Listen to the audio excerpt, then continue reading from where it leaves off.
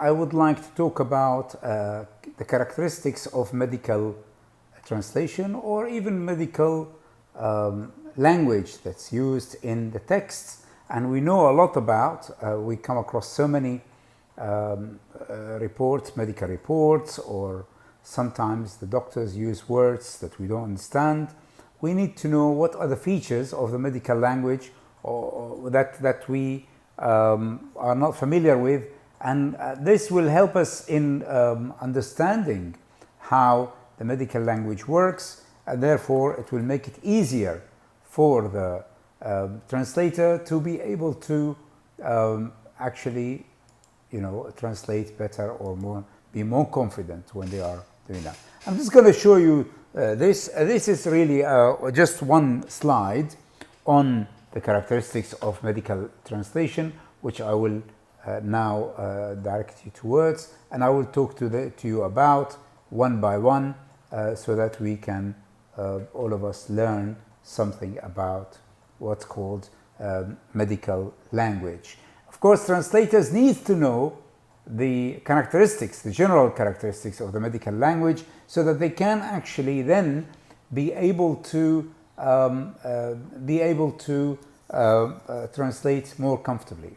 The first thing is to worry about is basically the number of prefixes and suffixes used for the root words that are of Latin and Greek origin. And you remember that in the video, one of the videos called Greek roots or Greek terms, I talked about that, and Roman ones as well, used in the medical field. So suffixes, they come at the very beginning of the words. There are lots of them, like pre and post, and then prefixes, and then suffixes, which is double F, where they use also like itis means inflammation. And we talked a little bit about that. So the first thing that's quite heavy is the use of terminology that has got many suffixes and prefixes. That's one thing. Then we have the others, which is like the use of simple tense, for example. Where you see that they use simple tenses, mostly the past. So the past is one of the main ones that they do use, and you can see that in the English you find lots of passive voice used, whereas in the Arabic is more active than passive.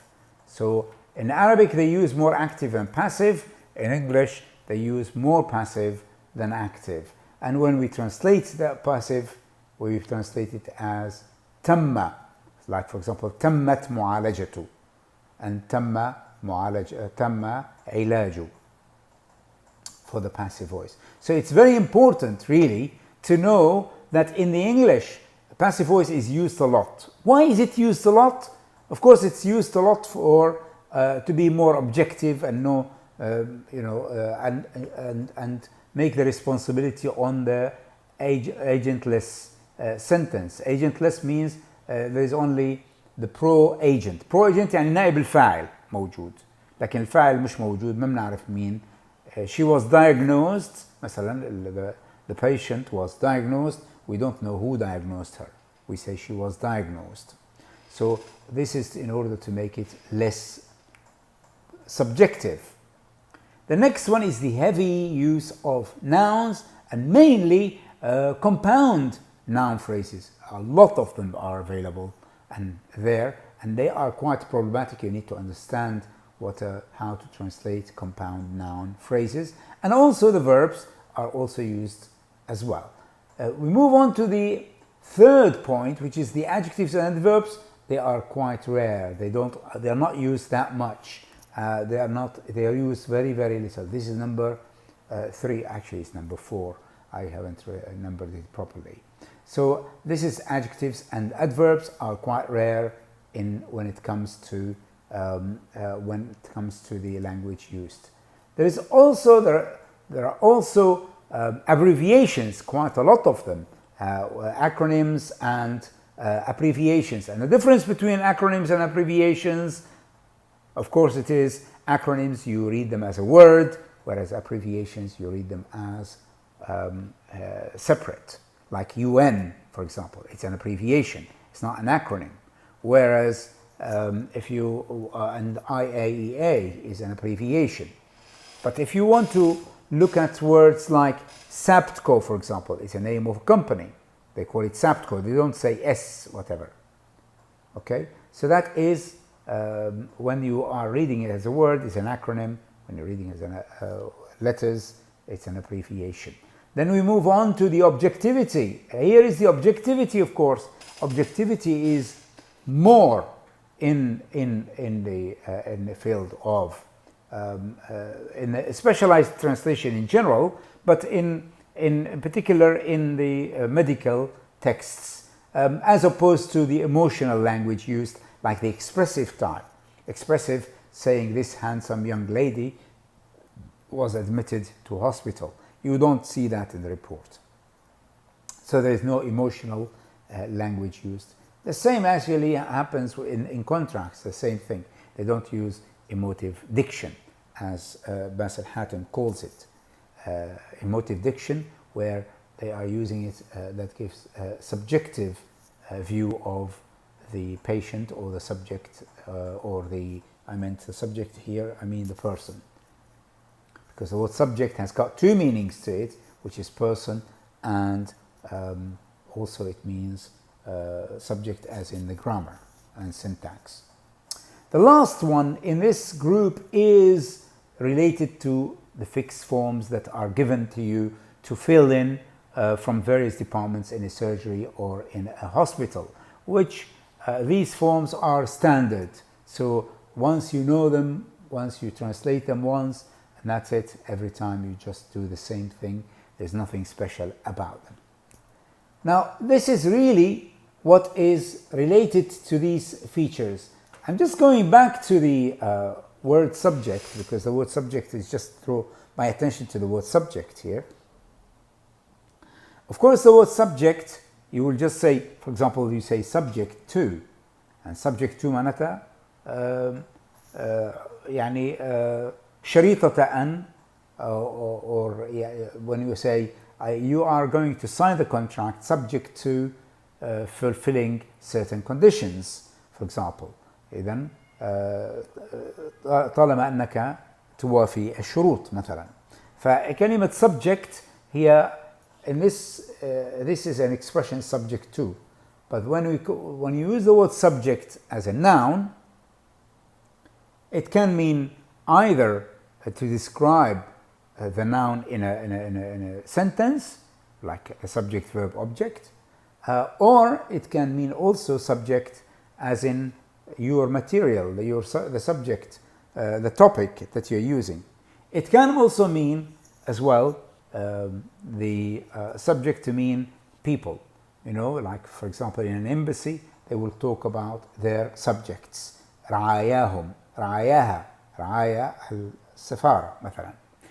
This is how it works with regards to words and how they fit in a sentence, and how you decide on the primary meaning and a secondary meaning in a sentence. Of course, in the medical field, there is only one meaning. That's why it's called monoreferential, i.e. each word refers to one single thing and no other. But in terms of language, English language, there are many. You have to, when you look at the dictionary, don't actually look at the primary text, primary meaning of the word, subject for example, because it can vary from one context to another. That's why when you translate, you have to look at the context in which you are actually doing the translation, not look at the only what comes in the dictionary, because you're taking it out of context. The dictionary is taking it out of context. You need to look at the word and how it is fitting into the sentence or in the sentence, and what is the context in which this word is used. So that is really one of the major problems that many students might face when they are translating words that are similar but not necessarily used in the same context. Have a nice day, and I hope that these features whether they are prefixes and suffixes or simple tenses like past or present, or the passive voice and active voice, passive in English and active in Arabic. This is for the medical language, and also the heavy use of nouns and verbs and compound noun phrases as well. This is quite heavy in medical, in the medical language used. Very little adverbs and adjectives used. There are lots of acronyms and abbreviations used. Sometimes for anonymity, i.e. you don't want to know who has done the work. That's why you are using these abbreviation, like the name of a patient, for example. You use only the initials of that name, that will be enough. Or the acronyms, as I said earlier, acronyms are also abbreviations of some sort where you read them as a word, as a full word. And then, of course, you have the language, which is very objective, the medical as opposed to emotional. And then finally, you will see that there are lots of fixed forms that you need to fill in different departments, in a surgery or in a hospital. So once you learn how to translate one form, you are able to translate more confidently. I mean, it's very important as a translator, you have to be confident. You have to be proud of what you are translating, and you have to make sense. Very important, because you are communicating.